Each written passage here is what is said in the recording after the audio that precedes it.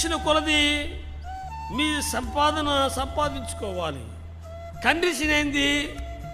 దైవ సన్నిధి విడిచిపెట్టకుండా, దేవునికి దూరము కాకుండా, దేవుని ఉపదేశము వినబడనంత దూరంగా ఉండకుండా నువ్వు సంపాదించుకో అంటాడు. అది నీకు నేను ఇచ్చే ఆశీర్వాదం. ఆ 10 రూపాయలు నీకు ఆశీర్వాదం. ఆ 10 నుంచి ₹1,00,00,000 అయినది ఆశీర్వాదం కాదు. దైవ సన్నిధిని పోగొట్టుకుంటూ సంపాదించుకునేది ఆశీర్వాదం కాదు.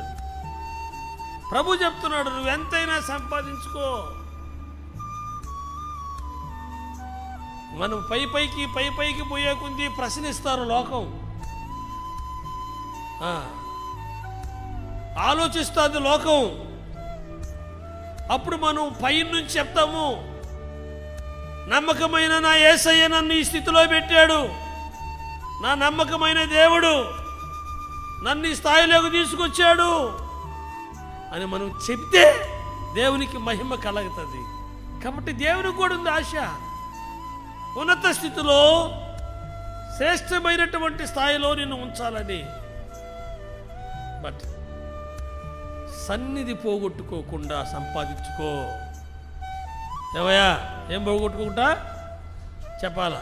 సన్నిధి పోగొట్టుకోకుండా, దేవుని సహవాసం పోగొట్టుకోకుండా, దేవుని ఉపదేశాన్ని వినకుండా దూరం అవ్వకుండా నువ్వు సంపాదించుకో.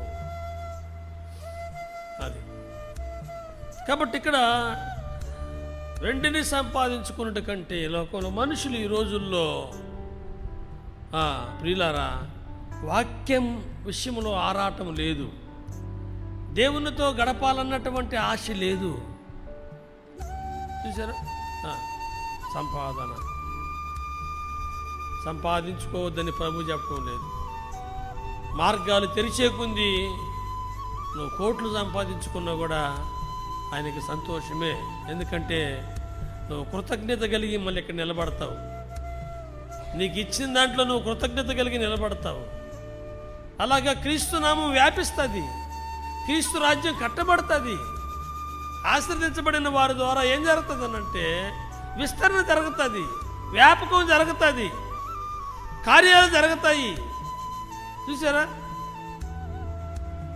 మందిరాన్ని ఇలాగా చక్కగా కట్టుకొని అలంకరించుకున్నామంటే, కావలసిన వనరులు సమకూర్చుకుంటున్నామంటే అది. అయితే సంపాదన విషయంలో దురాశ ఉండకూడదు. దురాశ ఏందనంటే దైవ సన్నిధి కూడా దొంగిలించి, దైవ సహవాసము కూడా, దైవ ఉపదేశాన్ని పోగొట్టుకొని సంపాదించి అనేది దేవుడు ఒప్పుకోడు దానికి.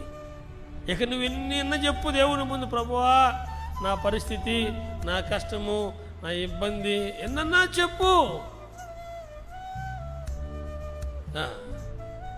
ప్రభు చూస్తుంటాడు. మన అక్కరగలిగిన సమయాలలో మనము ఎక్కడో మనిషి కార్యానికి వెళ్తూ ఉంటాం, మన సంతోష కార్యాలకు వెళ్తూ ఉంటాం. అన్నీ లెక్కించే దేవుడు. కాబట్టి మనం దొరికిపోతాం దేవునికి, చిక్కుబడిపోతాం దేవుని దగ్గర. రేపు బదులు చెప్పలేము. గుండె నిండా ఆశ ఉంది దేవునికి.